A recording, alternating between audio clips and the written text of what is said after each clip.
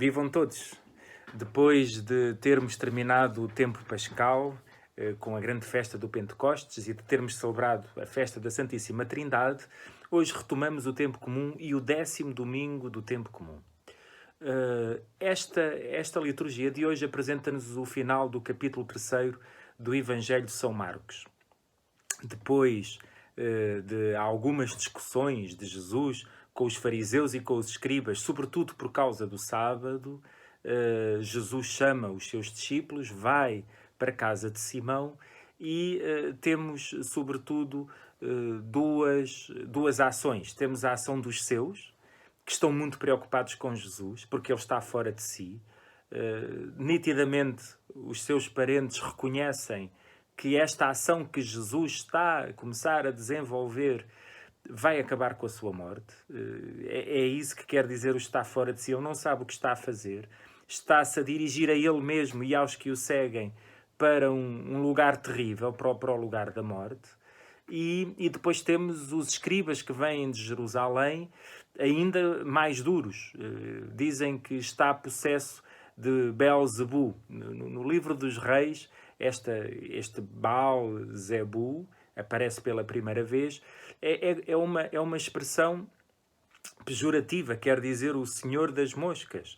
É qualquer coisa quase de gozo, quase de retirar força, dignidade. Depois entrou exatamente como o príncipe dos demónios, o chefe dos demónios.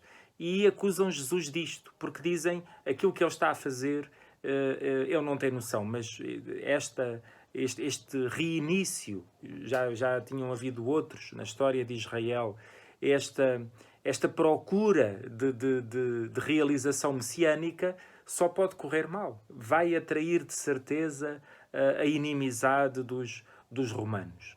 E Jesus faz uma menção muito curiosa, faz a menção de uma casa dividida sobre si mesma. Dizem os peritos da Bíblia que um dos grandes problemas de Israel para ser dominado pelos romanos, e não só, era exatamente as divisões internas que existiam entre eles. Eram os fariseus contra os saduceus, todas essas quesílias, essas questiúnculas que os faziam perder a força, que os fragilizavam e que fazia com que depois facilmente fossem derrotados, fossem dominados pelos povos estrangeiros. Mas realmente Jesus também faz aqui uma outra menção, se Beelzebu se volta contra si mesmo, se é pelos espíritos dos demónios que eu estou a expulsar os demónios, pois a casa não vai subsistir, pois a casa acabará por ruir sobre si mesma. Mas Jesus chama a atenção, pode não ser, e de facto não é. E aqui Jesus mostra-se verdadeiramente intransigente. Jesus sabe bem que é o Espírito de Deus, que é o sopro de Deus, que é a palavra de Deus, que o guia, que o move, que o conduz, que o anima, que lhe dá a vida. E por isso Jesus faz essa referência. Todos os pecados serão perdoados, as blasfémias contra o império, contra o Filho do Homem, tudo isso será perdoado, mas não o pecado contra o Espírito Santo. Jesus tem a consciência de que é o amor do Pai que o faz viver, e todo o pecado contra este amor, o pecado profundo contra a salvação, é quase o furar o barco salva-vidas que nos pode salvar. É quase uma auto-implosão, o destruir-se a si mesmo, o retirar qualquer possibilidade do Senhor se aproximar para nos salvar. É isto. É este pecado que Jesus denuncia como o pecado sem perdão, o pecado em que as pessoas ficam envolvidas em si mesmas, ficam fechadas em si mesmas, e não há hipótese, porque Deus não pode salvar à força, Deus não entra à força, Deus não salva ninguém a puxá-lo pelos cabelos ou obrigá-lo a ir para onde ele não quer ir. E de facto a solenidade com Jesus, com que Jesus faz esta afirmação, ela deve ser palco também para a nossa oração, deve ser lugar para a nossa meditação e para a nossa contemplação. Nós temos realmente muitos pecados, mas teremos de ter esta especial atenção de nunca pecar contra o Espírito Santo.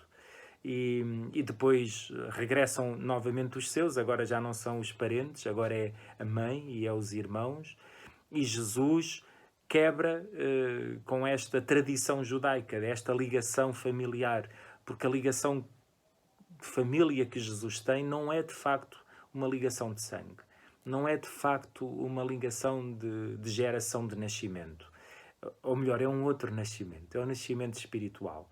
Os que ouvem a palavra do Pai e a põem em prática, esses sim é que são a família de Jesus. Não há aqui nenhuma menção ao Pai, porque Jesus tem a nítida consciência que o Pai tem um só, é o Pai Celeste, é o Pai do céu. E é curioso como Jesus introduz estas afirmações com a palavra Amém.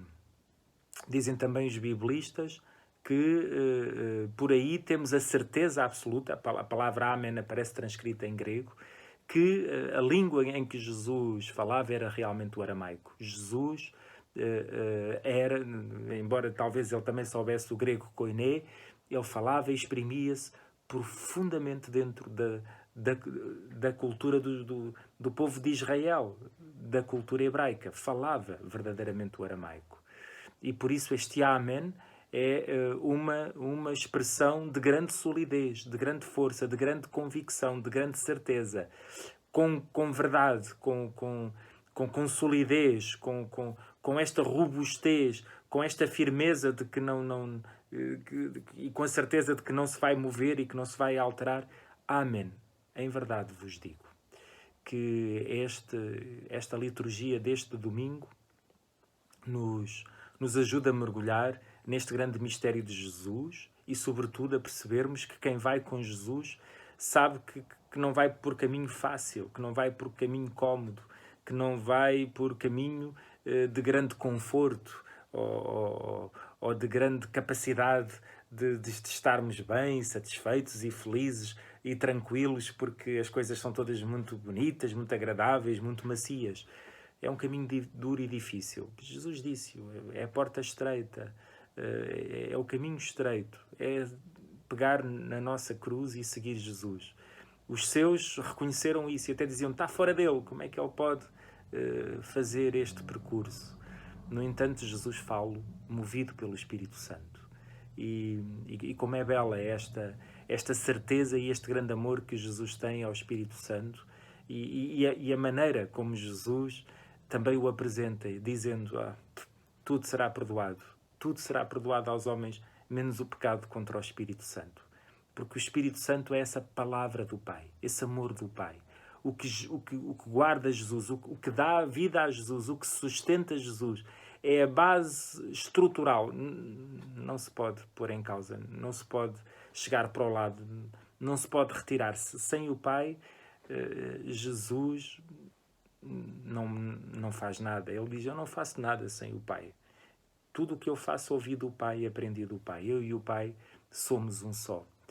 Por isso, de facto, é grande este convite que o Senhor nos faz, a nos tornarmos como as crianças, a procurarmos permanentemente o Pai, a confiarmos-nos totalmente ao Pai e que esta liturgia tão bela, tão profunda, ilumine verdadeiramente o nosso domingo e nos ajude a mergulhar neste mistério do amor de Deus. Santo domingo para vós e para todos os vossos.